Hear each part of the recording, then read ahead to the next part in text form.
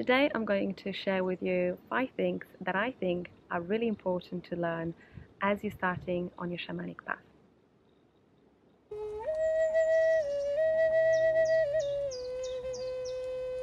When you start on a journey as a shaman to be, there is going to be a risk that you're very likely to fall into courses or trainings that really over-focus on teaching you healing techniques.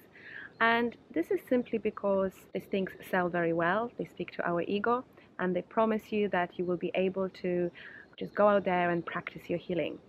It's almost like a bit of a shortcut to the work that you want to do. Well, there are no shortcuts, and as much as you want to skip to the good part of being a shaman and start doing energy healing, extractions, soul retrieval, dream interpretations, you also have to really get the basics in place and really understand the fundamentals of our work.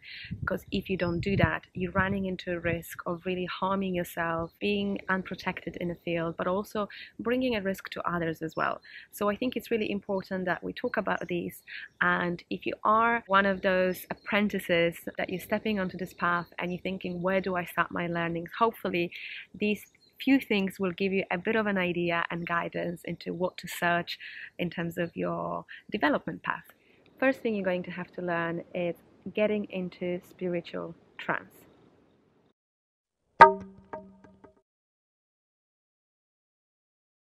Ability to achieve shamanic trance will be necessary for you to enter the non-ordinary reality, the altered state of consciousness. And in that state, you will be really able to perform any spiritual, physical, and emotional healing to others. It's also a state where you will be able to receive a lot of guidance and a lot of wisdom. When we achieve the trance, it's really when we become the bridge between the spirit world and our world. And it's almost like you create that door that is becoming open. In the moment when you achieve that trance is where you really become that real bridge between the spirit world and our world. And there are different ways to achieve shamanic trance, and that's a part of your learning, to see really which trance is the easiest one to achieve, but also which trance to go into for different type of work. So you may be learning how to get into trance through drumming, through meditation, dance, and there's lots of different forms. So I'm not going to go so much into it now, but I just want to give you sort of an idea that achieving a shamanic trance is really, really important into your work as a shaman, as a healer. Second thing that I think is important for you to learn will be safe communication with spirits.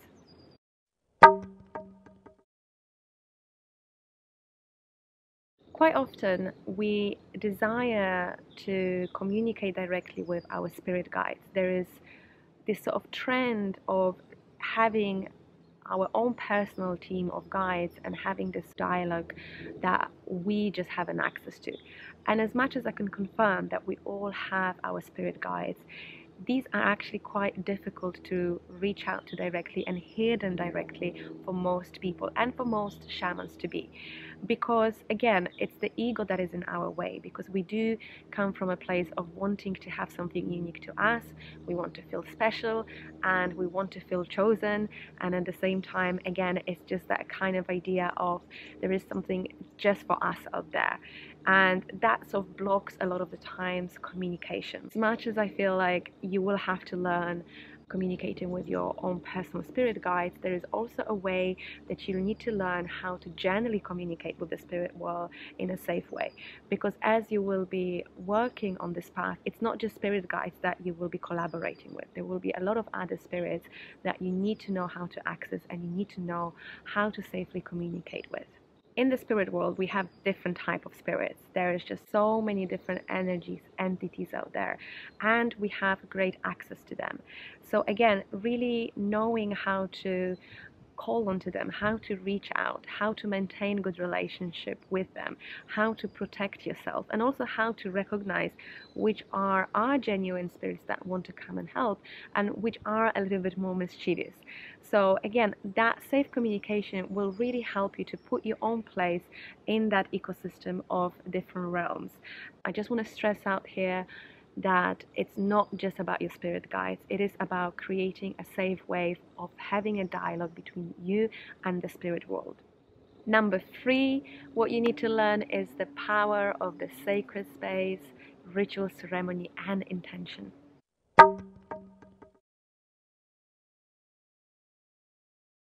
Performing sacred ceremonies and rituals create enormous power. It really channels our thinking, our emotions and intentions into something very specific. Sacred ceremony, it's really a moment when we create an environment where we can manifest pretty much anything, whether that is a healing, a desired outcome, or whatever we have as an intent. By learning how to design and facilitate a really good ceremony and ritual will really help you to also understand how to be more present, more thoughtful, and more mindful in your practice. This will also teach you how to really drive things with purpose, how to have a clear goal in your mind, and how to channel your energy in a way that is most effective. This is also a great way to really learn and understand how different components influence each other. In a ceremony and a ritual, it's a moment where it's not anymore about you putting yourself in a place into relation with many other energies, many other spirits and elements. And it brings more energy and more power, but also it takes away that responsibility that you carry on your shoulders for having to achieve something by yourself. You're really starting to draw on the energy of different parts that you're going to be involving in the ceremony. And there is something really just great about shifting your ego from being kind of self-focused and self-absorbed as a healer, putting yourself in the center, and moving to more of a perspective that is all-inclusive. When you do ritual and ceremony and when you set your intent clearly, that's really what you do in that moment. You're shifting from yourself being part of something greater. And this is because when we open a sacred space or we open ritual ceremony, we really invite other energies, other beings, and other spirits to work with us. We really show that we are all interdependent, and we celebrate that, and we celebrate being part of the micro and macrocosmos of beings and energies. The fourth thing that I really encourage you to learn is how to do shamanic journeying.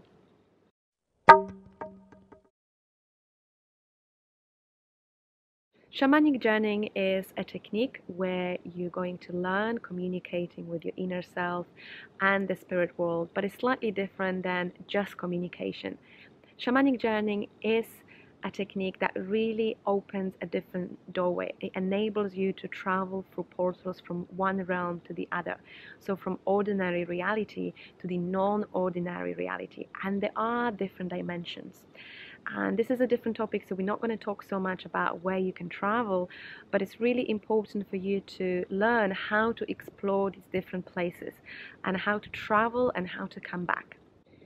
This technique is particularly important when it comes to retrieving information, seeking guidance, seeking healing, and also it will be very important when you yourself will need a healing. I use a lot of shamanic journeying for myself as well after having very hard, challenging task or work, and when I need that support, shamanic journeying is a technique for me that I very often utilize in order to regain my personal power. As a shaman, you will be in a constant communication with the seen and the unseen forces. And shamanic journeying is a really amazing way to find answers you're seeking really fast. It's a very, very efficient way. I really, really recommend for you to learn this as soon as you can on your shamanic path. If you can master trance, shamanic journeying, and safe communication with spirits, you are in a very, very empowered place.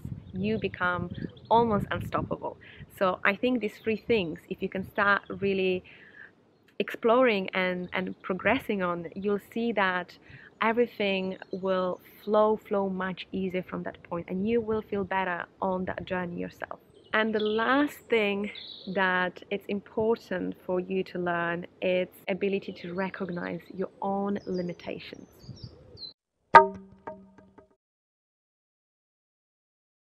Knowing how to recognize your own limitations will put you only in a position where you can really make the best decisions for yourself and also others. Then accepting them will put you as well in a position where you will find much easier to ask for a support, for a help, and this will bring you opportunity for growth. It's really about understanding that this is not about your weaknesses, this is really about understanding your strength and creating opportunities to learn.